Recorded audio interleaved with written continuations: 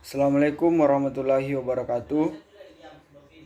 Perkenalkan, nama saya Muhammad Miftah Sidik dengan NIM 2003015000045 dari kelas PJKRA jurusan Pendidikan Jasmani, Kesehatan dan Rekreasi dengan mata kuliah Filsafat Penjas dan Olahraga. Materi yang saya akan paparkan yaitu diskursus makna dalam perkembangan olahraga masyarakat.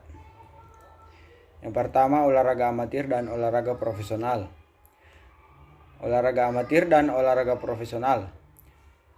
Profesional dalam olahraga adalah olahraga dengan bayaran sebagai mata pencaharian, karena seseorang profesional tidak lagi dapat disebut bermain akan tetapi bekerja. Ia tidak lagi berolahraga karena kesenangan untuk memperoleh uang sebagai nafkah hidupnya. Meskipun demikian, tidak dapat dikatakan bahwa seorang profesional tidak sportif lagi. Jika seorang olahragawan bermain kasar, licik, atau curang, ia tidak akan disukai oleh penonton yang membayarnya dengan membeli karcis olahragawan. Demikian akan kehilangan penggemarnya. Seorang profesional tetap berusaha keras atau berjuang untuk tantangan yang dihadapinya, bahkan dengan keterampilan yang tinggi dari kegiatan fisik yang dikerjakan. Dari penjelasan di atas merupakan salah satu ilustrasi tentang profesional olahraga dalam cabang olahraga sepak bola, di mana keadaan ini terjadi pada tahun 1927. Seorang penduduk Madrid, Don Santiago, membawa kesebelasan Real Madrid untuk satu turnamen di Amerika Serikat. Hal ini sering disebut sebagai sepak bola bayaran. Keadaan ini terjadi sesudah Perang Dunia Pertama dan menjelang Perang Dunia Kedua. Kemudian pada sepak bola di negara-negara komunis, terutama Uni Soviet, ditemukan kepincangan yang sudah berlangsung lama. Tetapi tiada seorang atau sebuah instansi pun yang bertindak. Menurut sistem negara komunis, maka gaji warga negara hendaknya sebisa mungkin sama rata dengan adanya sepak bola bayaran. Timbul kemungkinan beberapa pemain bisa jadi orang kaya raya. Suatu situasi yang sedikit banyak berbau kapitalis. Lagi pula dengan transfer dalam sepak bola bayaran bisa menimbulkan unsur spekulasi perjudian, persaingan kurang sehat dalam tawar-menawar. Ada kekhawatiran jika pemain-pemain terbaik cemburu melihat pemain-pemain negara bebas bisa kaya raya oleh seni sepak bolanya. Karena itu, dicari suatu jalan untuk mencegah pemain-pemain Soviet yang merasa kurang puas. Akhirnya ditemukan suatu cara untuk tepat, yaitu pemain-pemain lebih mediocre diberi imbalan untuk kecakapannya. Sejak awal 1920-an di Inggris, sepak bola bayaran jadi kenyataan. Yang pertama muncul olahraga bayaran, yaitu cabang olahraga tinju. Mula-mula bayarannya tidak begitu berarti, tapi lambat laun petinju-petinju terbaik jadi orang kaya. Di Indonesia, profesionalisme dibenarkan karena dapat memperluas lapangan kerja. Organisasi profesional dalam olahraga mempunyai aturan tersendiri dan tidak dapat sama dengan organisasi biasa pada umumnya. Demikian juga dengan olahraga, kehidupan mereka dijamin oleh pemerintah dan memperoleh gaji seperti pegawai negeri. Bagi mereka ini diberikan status amatir. Negara jadi bukan profesional meskipun segala kebutuhannya disediakan pemerintah, termasuk fasilitas latihannya, tapi bukan pula amatir yang berolahraga demi kesenangan belaka. 2. Olahraga prestasi dan olahraga kesehatan.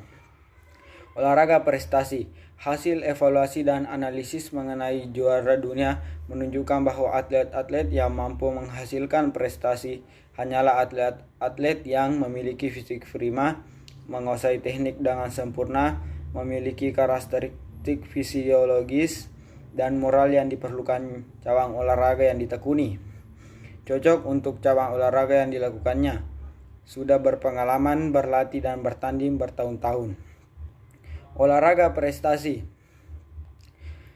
Pada era tahun 1960 sampai 1980, Indonesia mengalami pasang surut di arena olahraga. Namun, harus diakui bahwa prestasi olahraga di Indonesia dari waktu ke waktu telah mengalami kemajuan. Jika dahulu Indonesia belum mampu secara banyak di tingkat regional maupun internasional, saat ini atlet-atlet Indonesia semakin diperuntukkan dengan peraturan olahraga. Beberapa kendala yang bisa dijumpai dalam olahraga prestasi yang sudah menjadi isu nasional. Pertama, masalah manajemen keolahragaan nasional.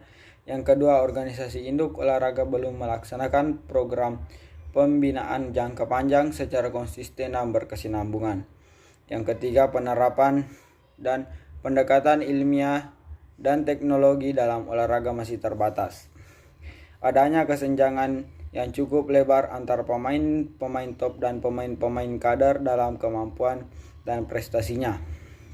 Yang kelima, sistem pemanduan bakat selama ini dilakukan secara ilmiah terasa kurang memperhatikan hasil memadai. Yang keenam, kelemahan proses pembinaan tingkat dasar atau pemula. Pembinaan olahraga prestasi sekarang bukan pembinaan potensi nasional, dengan tidak mengurangi penghargaan pada segala usaha dan jerih payah yang telah diperlihatkan oleh beberapa instansi dan pemerintah. Prestasi sebagai atlet pendorong, di mana setiap orang ingin melebihi orang lain. Sifat naluri tidak dapat pada semua orang yang sehat, yang menyebabkan ia ingin belajar, berlatih dan berusaha untuk mencapai prestasi yang tinggi. Sebelum tahun 1945, yaitu pada zaman Jepang, setiap pagi murid-murid mendapat acara-acara kegiatan massal yang disebut kesehatan, namun mengalami pasang surut yang terbesar pada masa 1961 sampai 1966. Pada tahun 1975 disebarkan bentuk olahraga kesehatan senam pagi Indonesia seri A, B, dan C. Dalam perkembangan selanjutnya, khasanah olahraga kesehatan semakin diramaikan dengan hadirnya senam kebugaran jasmani dan senam jantung. Salah satu yang perlu diperhatikan ialah bahwa pada bentuk olahraga kesehatan senam, pengaturan intensitas melalui pengisian gerak baru dapat dilakukan dengan baik bila orang sudah menghafal akan gerakannya. Secara umum, ciri olahraga kesehatan adalah: yang pertama massal, yang kedua mudah, yang ketiga murah, yang keempat meriah, yang kelima manfaat. Apabila masyarakat telah mengetahui dan merasakan dampak dari olahraga kesehatan yang dilakukan secara rutin, maka perlu diupayakan menjadi bagian pendidikan hidup sehat yang perlu dikembangkan di masyarakat luas. Produktivitas kerja dan prestasi olahraga pada dasarnya dapat dilaksanakan secara berikut. Yang pertama, memperluas kesadaran masyarakat terhadap peran dan pentingnya pembinaan kesegaran jasmani. Yang kedua, menciptakan suasana yang kondusif. Yang ketiga, mengembangkan sarana dan prasarana. Yang keempat, mengembangkan ketenagaan yang menunjang kesegaran jasmani. Yang kelima, pemberian penghargaan. Yang keenam, pengembangan produk legislasi. Ya, itulah tadi pemaparan mengenai diskursus makna dalam perkembangan olahraga masyarakat. Lebih dan kurangnya mohon dimaafkan. Assalamualaikum warahmatullahi wabarakatuh.